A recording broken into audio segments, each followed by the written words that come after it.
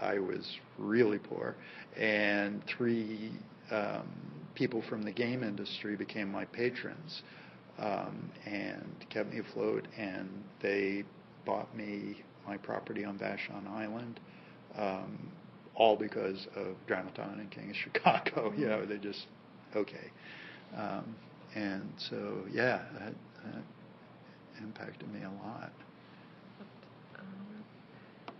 I think we also had, let's see, so these are all 1990, this is so my worst game. That's okay. It's still a good game. But so this is also describing everything. Yeah, this is like, actually, this was a way I would communicate with Kellen, and this is not a detailed design document, but it was something that we could all look at and agree, that we signed off on. This is detailed. So this is stuff that I was gonna. Although, we cut a lot of this again because of the budget restraint, but it's interesting. Okay, so from the Detectron, it was Future Cop, and then at Activision they named it Detectron, and then I was sick, and then Cineplay, we called it Free DC. Yeah, and this is graphics to do. Yeah. A lot of to-do lists. Checklist, I remember that. A lot of to-do lists. It's an inventory of what art was going to go in the game and what and features, not just art. But yes, we kept careful, art, and again schedules, so I knew what I was going to get, so I could integrate it. And what was that seems like? to be sort of like a budget? Milestones. You agreed you'd get some money. You had to stay alive while you were doing it. So when you hit particular milestones, you'd get a payment. That's the art budget that was just dealing. But this is, milestone, the projected date. I'd get this amount of money, $13,000. And then different versions. I did not do the MS-DOS or the Atari versions. Those were, and then that's pretty much the advance down there at the end. And in this case, would you be the one who's basically managing and keeping track of the budget, or would it be your agent, or? No, it would be. I had expenses that I had to. Equipment, software that I had to budget, and as well as bread and bologna. I think. I believe that's one of my this talks. Is the talk. That's one at the game developers conference, and it's funny. At that point, I considered King of Shadow to be a gallant failure. I forget what I. Honorable failure. Honorable failure. Yeah. But now I'm much more proud of it.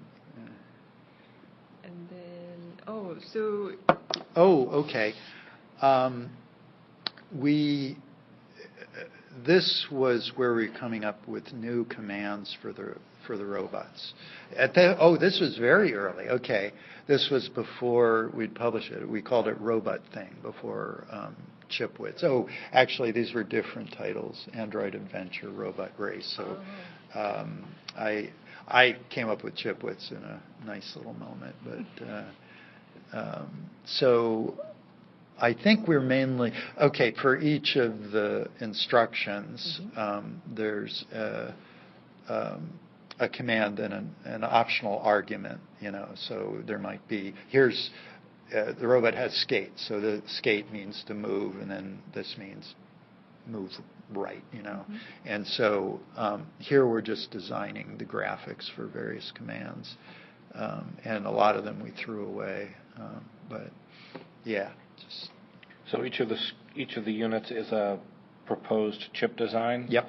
And like see and look for an electro crab. That was one of the baddies. And that's zap, So you could say, look for and then there would be little arrows, yes and no. If you see an electro crab, you might have the zap command. And if you see coffee, you might have a pickup command. Is that seen? Oh, here, I know this is an actual program. This is an experimental program. Oh. Yeah, it's not design. It's here. Yeah, It's a here paper you're looking prototype.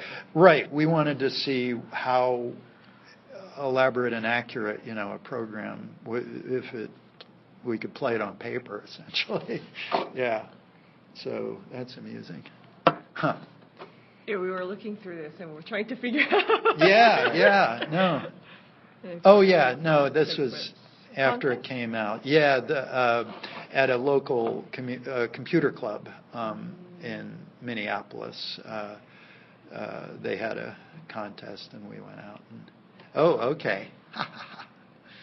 Okay, this was when Don Daglow, when he wanted to do the Robo construction set, but he, EA lost interest, and so we returned their advance. Mm-hmm. And at that point, he wanted me to do King of Chicago for him, and I did too, after burning out with EA. Mm-hmm. Yeah. Brain power, yeah, that's... Actually, did they change their name? I think we have multiple brain companies. I don't think Brain so. companies. I don't think so. They came and went very... Bug report. Yeah, so it says Apple II bug is on the loose again. Wow. What? So it's, November 85. Apple II. Okay, this was the Mac, and then I did the Commodore, and then the Apple II. So this was a year after. Dealer. Okay, I remember this bug. Yeah, this bug. There was one of the few where I think we actually sent an updated disk and changed the disk in the box. Yeah, very rare artifact. Doug Sharp, crash bomb.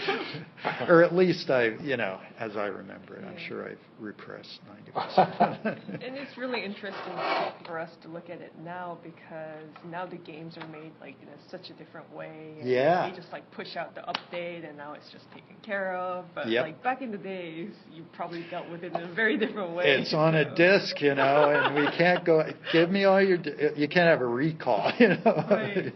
And, yeah, bitter wormwood. Who wrote this? Michael Cuoco. Okay, he was at Epix, yeah. Funny. And then, I think this is a lot of correspondence. Uh-huh. Oh, okay. What's the date on this? This is February 12th, 86. So Chipwitz... Oh, Visible Language. Okay. There was a magazine, Visible Language, and